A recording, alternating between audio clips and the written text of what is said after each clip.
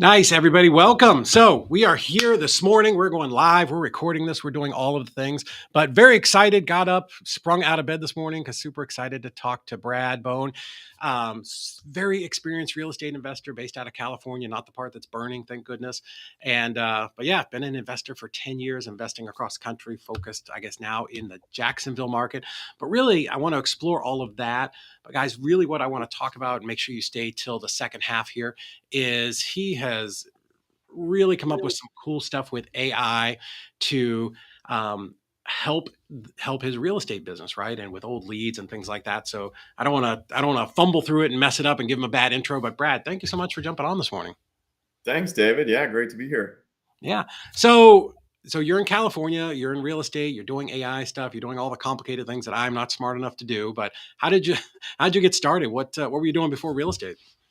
So I had a construction management background. I got a degree in construction management. Started working for um, a contractor out of San Diego. So Hmm. went there right after college, and then worked there for 2 years, and then I worked for a government military contractor, Oh. and relocated back home. So did Mhm. that for another 6 years, and always wanted to get into real estate. Actually, I was in college during the run up, of the Yeah. last big cycle. And Hmm. so real estate was a very, popular thing back then. I'm glad I didn't get in right then, but Mhm.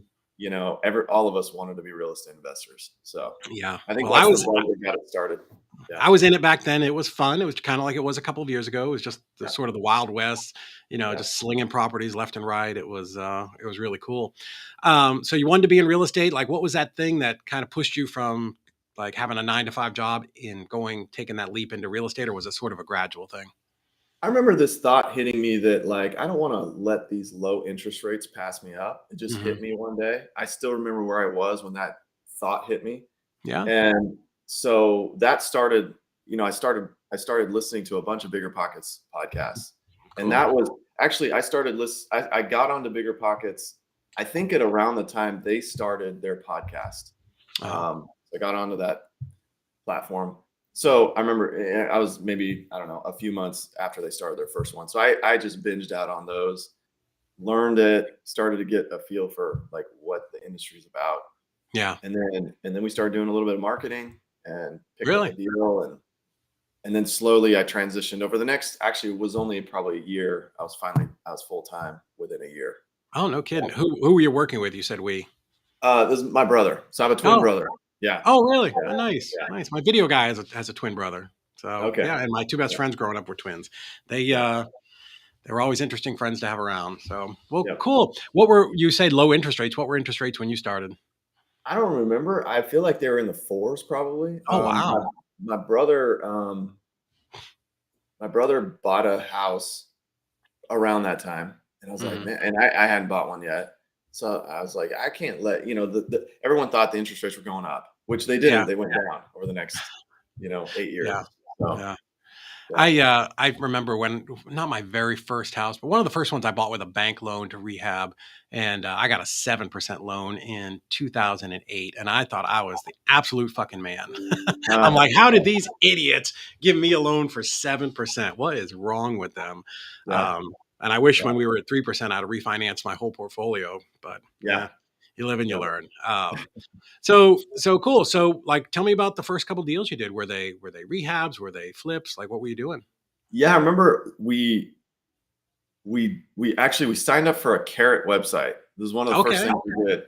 And like within a month, we got a deal. It Hmm. is in Bakersfield. Some guy called us like on a Sunday, I think it was. Hmm. It was in South Bakersfield.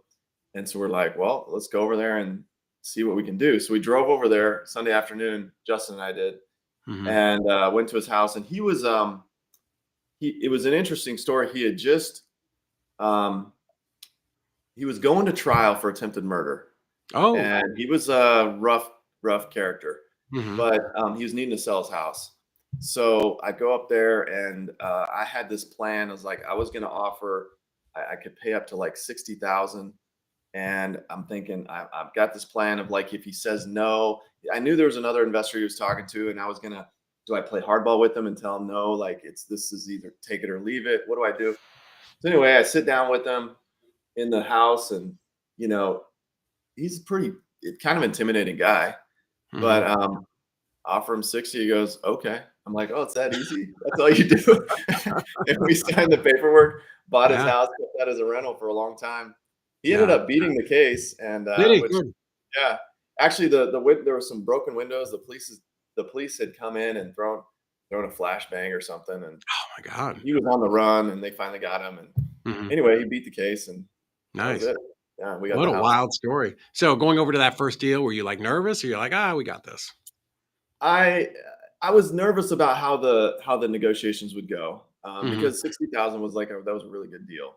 Yeah. Um, but yeah, he needed us, Hmm. and he needed a quick closing, so Nice. that's what we did. So it just did teach me that like this business is legit. Like there's people that need what we offer. Yeah, Uh, 100%. That, and even when I'm talking to other people or mentoring new investors or even people on our team, getting that first deal and that belief that, oh my gosh, this is real. I know I've seen mhm, it on TV and podcasts and all the things, but yeah, this is real and I can do it. And the other thing is, as investors, that's our job, right? We're here to help people and people legitimately need help. So when they ask like, well, why would somebody sell their house for $60,000? Well, because they need this done right away and they don't have time to mess around. So yep. wow, that sounds like that's a good deal. So kind of where did it go from there? So then the next deal was it was an assignment we bought. So this was probably 4 months later. Hmm. That was we were there was a wholesaler that had a deal. We ended up buying that, and I remember telling my brother like, all right, if we get this house, I'm gonna quit my job, which is way too early, but that's what I did. Um, Yeah. and so we got the house, flipped it. There was a guy that was there that we had to work with to get out. You know, Hmm. we didn't end up having to evict him. We had to kind of do cash for keys, Yeah. and ended up flipping it, making a little bit of money on it. Mhm. Wasn't great, but it was okay.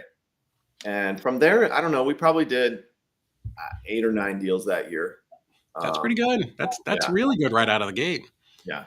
Were you guys like, did you have a coach or a mentor? Were you going to the RIA or were you just doing this right off a podcast? We were let's see, we did have a guy we were list yeah, we did have a coach. It was a kind of a low cost type thing. It was like $5,000 and Hmm. for the year or something like that. And that we were learning some sales stuff, which we do totally different now. Yeah. But back then it was at least something so that we had some sort of process to follow. Right. And we were doing direct back then. We were doing direct mail. I think everyone was doing direct mail Yeah. in those days. It was like a big yeah, that was the thing. And response rates were I don't know if we ever got 8%, but that's kind of what people were saying. 8% Yeah. response rates, which is I crazy. I did a lot of direct mail, and if I could get 5 or 6, like, I was thrilled, Mhm, and so a lot of the direct mail we did was very targeted. mhm. We when we were just working here in Chattanooga before we expanded, we paid people to drive the entire city and create driving for dollars lists, and then we would just hit that list every single month just over and over and over again. So, Yep. we were popping the same people often. So I think that was why our response rate was solid. Yeah. Cool. So it's you and your brother, and then at what point did you decide I want to take this thing and go out a little bit bigger? Well, one thing, the guy we were working or the coach we had, he was a Hmm. local guy in Bakersfield. Um, and he was buying across the country like for his own company. And Hmm. so we were always comfortable with buying out of state for whatever reason. Yeah. We were comfortable with that from the beginning. So even some of the first few deals we did, like we did a flip in Louisiana, like maybe our fifth deal ever, Hmm. and we bought a couple lots in South Carolina that we ended up uh, breaking even on. Hmm. The Louisiana one was interesting. I think we made $5,000, sold it 8 months later. It was a Uh, process, but I think in my mind, I was thinking like, if the numbers work, I'll just buy it, which is not the yeah. way to think. But that's how my thought process was. Hmm. If I can Yeah. get something with 70% of ARV minus repairs, I'll just buy anything. Hmm. And it doesn't quite work that way, but that's Yeah. how we were thinking. So by 2018, we were always like when you grow up as a California investor, you're trying to figure out how to get out of California. Um, That's interesting. We were talking about Dean Rogers' event a little earlier, and when I was there in Fresno or wherever that thing was, like, dude, there was 600 people there, but almost every single person I talked to was investing someplace else. It Yeah. was it was Yeah. wild to me. I've never seen that big of a group of people investing in other states, and like I love California. It's a beautiful place, but my gosh, I don't think I could afford to live there or invest there. It's just Yeah. it's crazy what Right. prices are. Yeah. And our goal was to build a rental portfolio, and I'd rather do that out of state than in state. So Yeah. eventually we picked Jacksonville and started marketing there in Hmm. 2018. And then over time you just become more and more comfortable there than here. Yeah. And know people, the city better. And Hmm. so that's kind of where we're at now. Yeah. And you're still doing it all remote from California. Yeah. You're not. I mean, are you going to Jacksonville at all, or are you just kind of hanging Once a year, we should probably go more often, but out? once a year, and it's really just to see the team. It's not really to look at deals anymore. Hmm. Hmm. Um, so yeah, it's and for a while we were buying over the phone. Actually, early on we were buying over the phone. Yeah.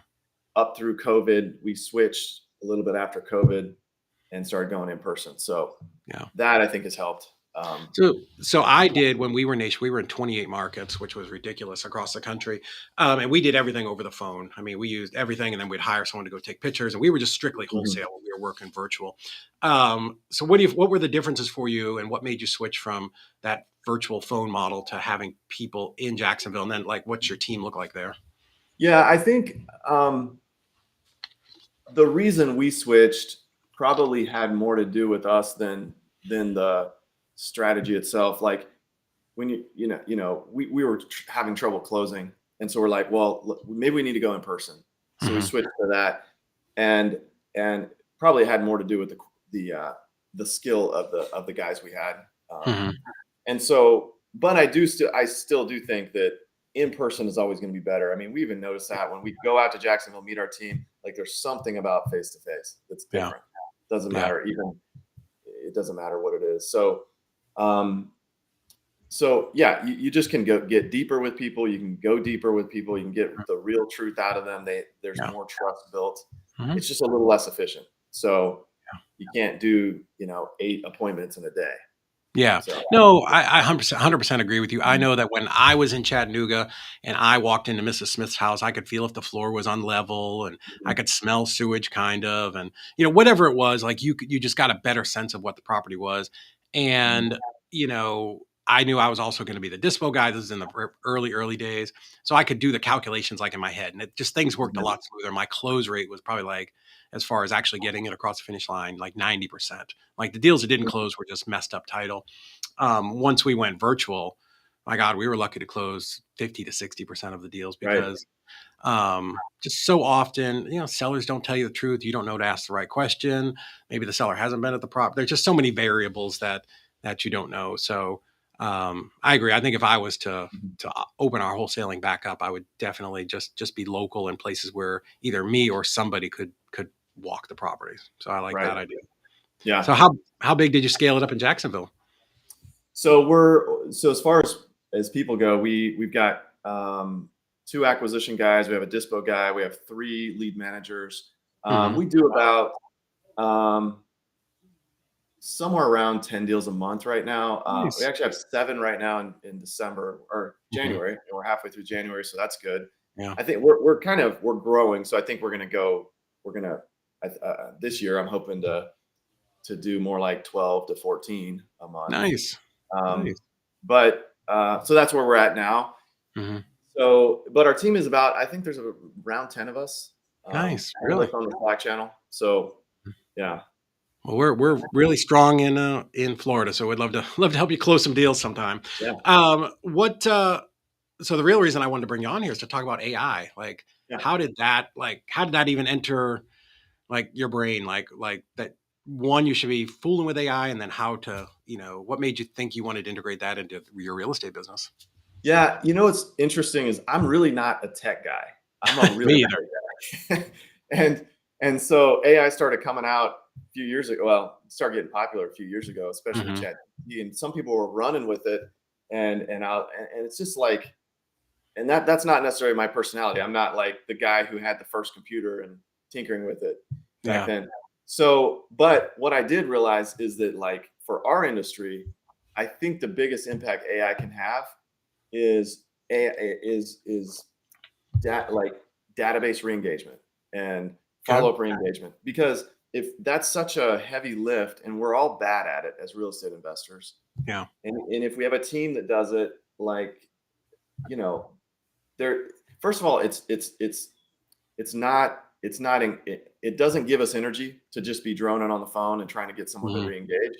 Yeah. So when someone does pick up, like, our team probably doesn't have, we're probably going to fumble that call because we spent the past hour just trying to get someone on the phone. Yeah. So, you know, AI, I think that's the biggest value it can bring for our industry, in real estate. So what I did is, I probably a year and a half ago, this question came up at Collective Genius about, hey, is there anybody out there that's doing it? Hmm. Are there any companies out there that can do AI follow-up re-engagement? And there was nobody. There was no answers. There was a couple of companies that were thrown around. I called them. They really weren't for real estate. They were like for real estate agents. Yeah. And so I finally found a company that was doing it, which is WooSender. They're probably the leading conversational AI in the market.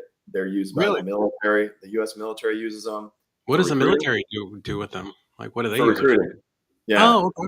recruiting, yeah.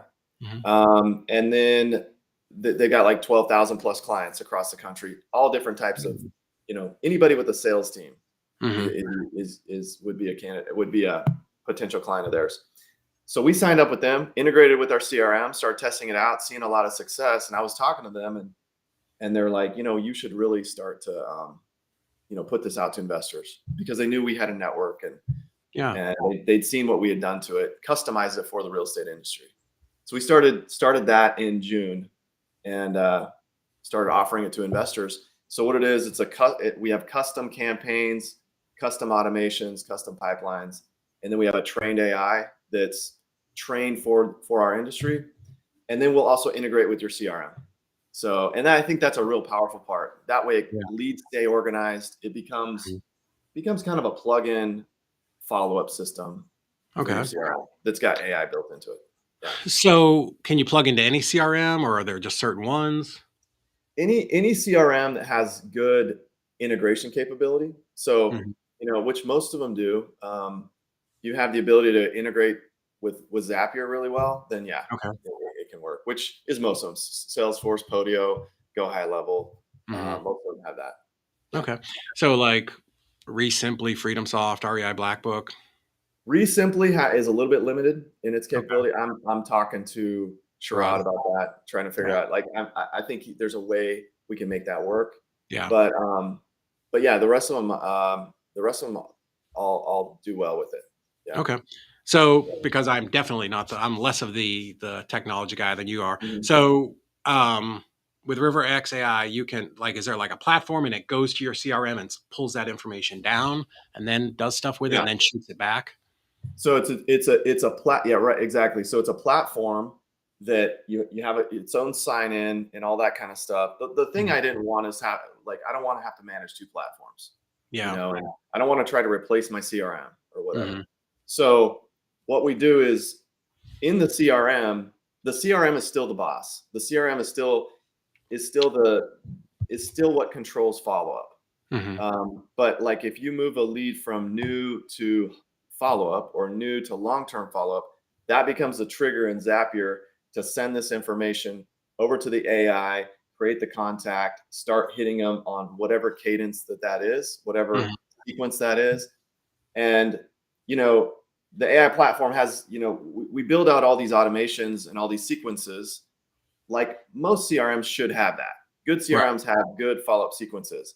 But Right. what this has is, when they respond, the AI immediately pushes for an appointment. So that's what the AI is doing, is pushing for an appointment.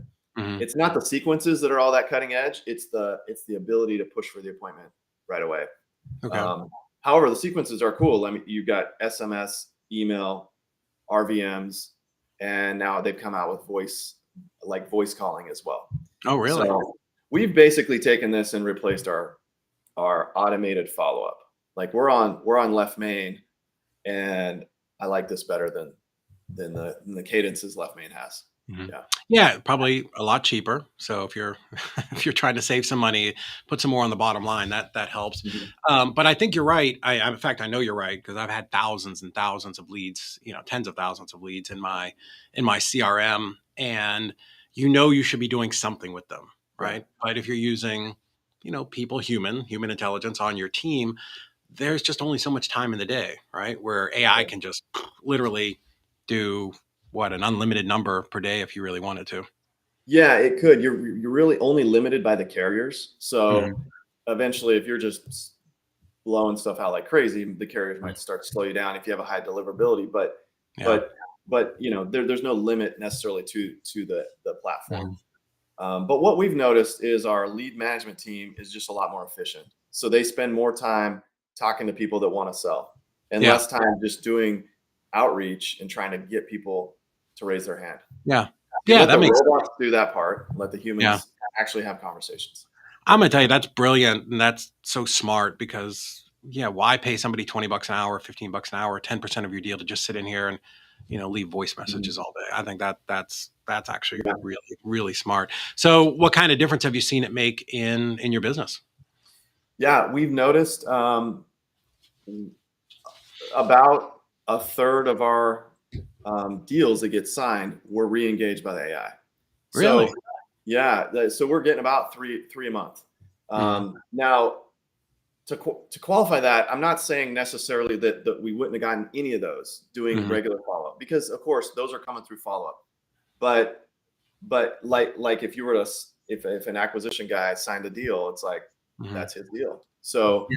you look at it and you're like, well, the AI did that for us. The AI Yeah. re-engaged that person. We got on the phone with them. We went out on Mhm. another appointment, did whatever, and signed the contract. Yeah. Yeah, yeah. Three out Yeah, I of mean, but you also three. could have got 0. Maybe you would have got it, but maybe you wouldn't have Right. dug deep enough to get to that lead, and what's your average deal worth?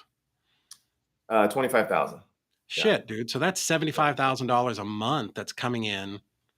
yeah. Let's be generous and call it 37.5. Mhm. 37.5 a month, right? That's what? I'm not good at math, but over $400,000, right? Right, Well, yeah, right. for almost $500,000 a year that can be generated as extra money, um, from implementing something like this in your business. That's amazing, especially for anybody who's been doing this for a while and you've bought all the lists and you've done all of that stuff.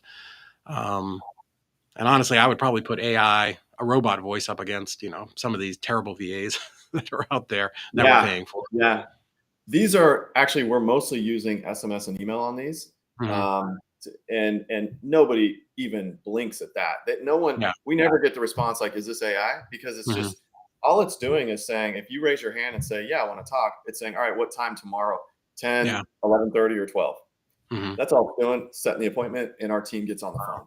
Can it So actually look at my calendar and see that? yeah, Oh, yeah. really? So you Wow. integrate your calendar. It's like Calendly. It's not going to double book you, Mhm. and it can be integrated with each user's calendar, so you can Mhm. have as many users as you want there, That's and incredible. set it that way. That's really cool. Um, I love that. So what's the next evolution of what you guys are doing? What's on the drawing board for this year? Yeah. Because there's Well, always something. what we're doing is we put this out in June. We got some Mhm. signups in June, and I quickly started to realize that, like, originally I was kind of outsourcing the integration piece Mhm. because it's custom. Yeah. And I realized that's not good for the experience of the client. Yeah. So Yeah. we brought that in house. We got a tech team. We're actually now, as part of the onboard, we're integrating. So Mhm. that's something new. Um, and so actually, I didn't push this at all for really the third and most of the fourth quarter. Mhm. So now we're back to pushing it and promoting it. And my goal is just to, like, get people on board, and then start offering some other things like done for you service where you don't even have to be in the system at all. Like, there Yeah. is a little bit of stuff you need to do every day, 5 minutes of work. You don't even have to think about it. It's just kicking appointments to you.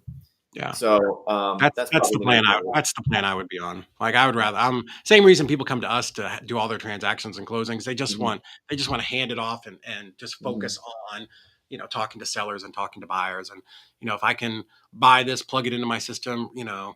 re-engage, warm up old leads, fantastic. That's exactly what Right, I'm looking for. Yeah. right. Yeah. Nice. Yeah. Well, that's pretty exciting. If we've talked about starting our wholesale company back up, so that would be great Mhm. for us because we literally probably have 90,000 leads just Yeah. sitting in our database. That yeah, some of them may have sold over the last year, but a lot of them haven't. You know, Mhm. and Right. they definitely had a need. Um, so, but you said like last year, middle of last year, you started offering this out to other people. What does that look like? So it's roughly the cost of a cheap VA is what it comes down to. There's a monthly plan and an annual plan. Hmm. Um, but yeah, the onboarding takes about probably you can go live in about 3 weeks. So Oh, we do really? it. You you get registered with A2P 10 DLC Yeah, yeah, TCPA stuff.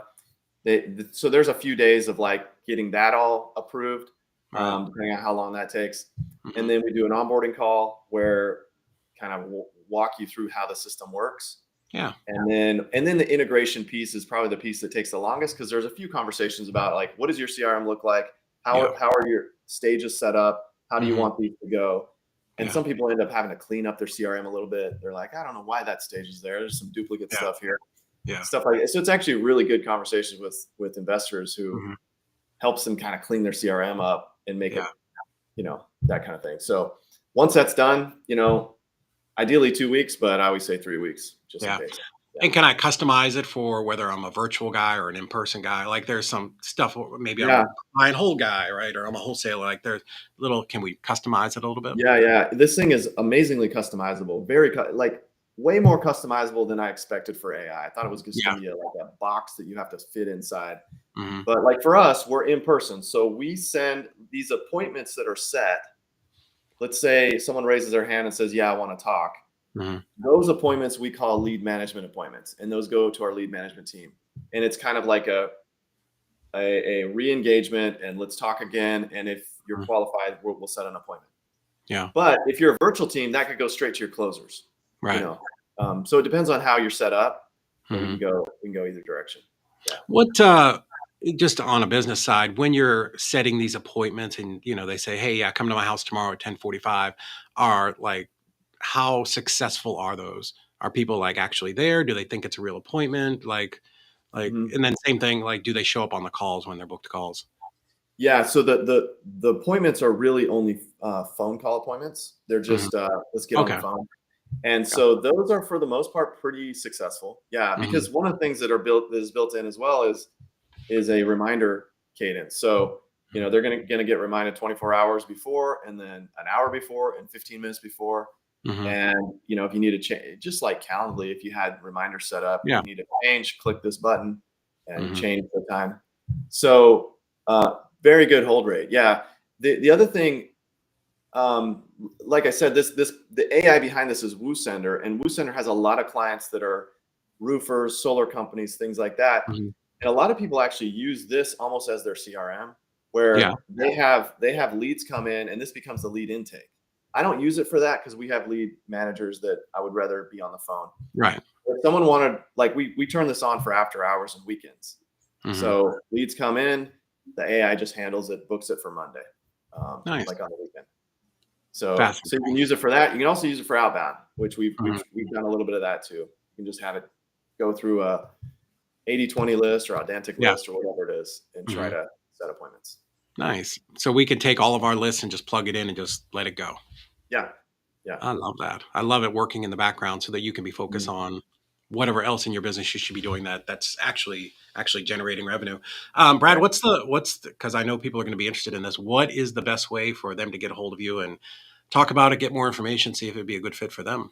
Yeah. So probably the best way would be to go to our website, riverxai.com. There's a Hmm. link there where you can book a demo Hmm. and go through there. And yeah, or I'm on Facebook. I don't remember my handle, but Brad Bone. Probably if you're in real estate, I'm probably connected to a lot of your friends. So Yeah, just yeah, yeah. yeah. Nice. Well, guys, I think this is incredibly important as, all of us going into 2025. It's the beginning of the year. We've all got these goals, right? We came out of 2024, maybe the last half of the year with the election and stuff was a struggle. Real estate is heating back up. We all know that. And, our goals for 2025, I'm sure everybody that I've talked to has set ambitious goals for this year. And, we want to work smart, not hard. And, we've only got a limited amount of resources in our business every year to deploy. So if we can bring in something like what Brad's talking about here with this AI to, stay in touch with those leads, and we can take the resources we have and really focus on, helping those people and getting them under contract. So I think it's absolutely fabulous. I think what you're doing for the industry is great. Well, thanks, David. Yeah. All right.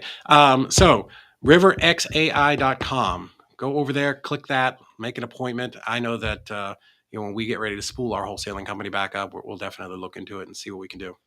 Awesome. Awesome. Well, man, thank you so much for coming on today. I appreciate it. I'm sorry we missed each other yesterday, but again, I was super excited to talk to you and hear all the things you got going on. Yeah, it was great to talk to you as well, David. Thank you. Awesome. All right, guys. River XAI, RIVER